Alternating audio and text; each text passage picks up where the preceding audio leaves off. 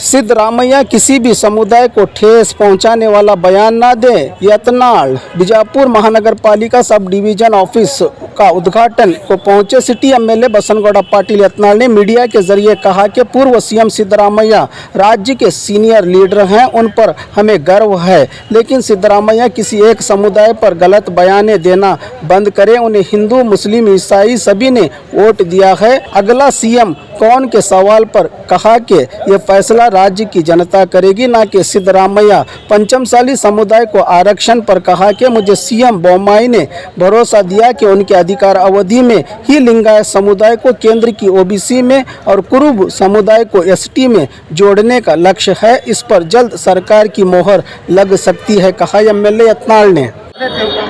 मुख्यमंत्री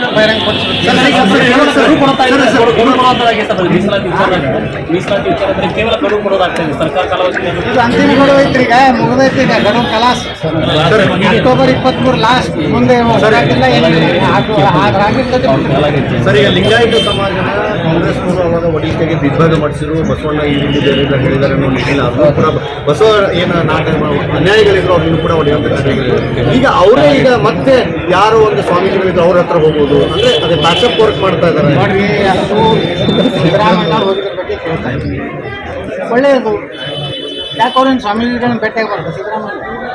ಅವರಿಗೆ ರಾಜ್ಯದ ಒಬ್ಬ ಜನಪ್ರತಿನಿಧಿ ಅದಲ್ಲ, ಎಲ್ಲ ಮಠಾಧೀಶರಲ್ಲಿನೂ ಹೋಗುವಂಥ ಅಧಿಕಾರ ಹೋಗ್ತಾರೆ, ಮಾತಾಡ್ತಾರೆ, ಚರ್ಚೆ ಮಾಡ್ತಾರೆ. ಒಳ್ಳೆಯ ಬೆಳವಣಿಗೆ ಸಿದ್ದರಾಮಯ್ಯ ಮಾಡೋಕ್ಕಿಂತ ಅವ್ರು ಒಳ್ಳೆ ಕೆಲಸ ಮಾಡ್ಯಾರ. ಅಂದ್ರೆ ಇದರಿಂದ ಒಂದು ರೀತಿ ದೇಶ ಮನೋಭಾವನೆ ಕಡಿಮೆ ಆಗ್ತದೆ.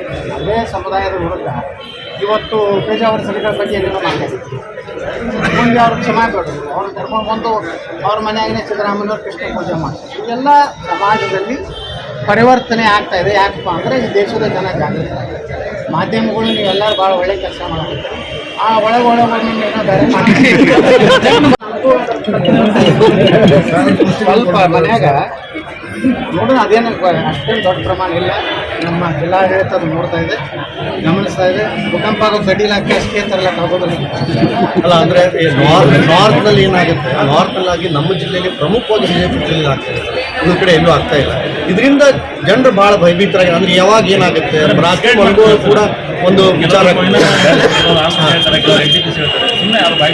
ಅದಕ್ಕೆ ಒಂದು ಸ್ಪಷ್ಟತೆ ಇಲ್ಲ. ನಮ್ಮ ಜಿಲ್ಲಾಡಳಿತ ಎಲ್ಲ ಸ್ಟಡಿ ಮಾಡಿ ಅದು ಏನು ಯಾವ ಕಾರಣದಿಂದ ಆಗ್ತದೆ. ನಾವು ಸಣ್ಣವ್ರಿಂದ ಕೇಳ್ತೀವಿ, ಕೊಯ್ನಾ ಡ್ಯಾಮ್ ಆಗಿದ್ದರಿಂದ ನಮ್ಮ ಬಿಜಾಪುರ ಜಿಲ್ಲೆಗೆ ಸ್ವಲ್ಪ ಅದರದ್ದು ಭೂಕಂಪದ ಇದು ಇದೆ, ಆತಂಕ ಇದೆ ಅಂತ ಹೇಳ್ತಿತ್ತು. ಆದರೆ ಬಿಜಾಪುರ ಜಿಲ್ಲೆ ಏನು ತಳಗಿನ ಭೂಮಿನ ಒಂದು ಇದು ಐತೆ ಏನೈತಲ್ಲ, ಆ ಶಿಲೆ ಏನೈತಲ್ಲ, ಅದು ದೊಡ್ಡ ಭೂಕಂಪಕ್ಕೆ ಅವಕಾಶ ಆಗುತ್ತೆ.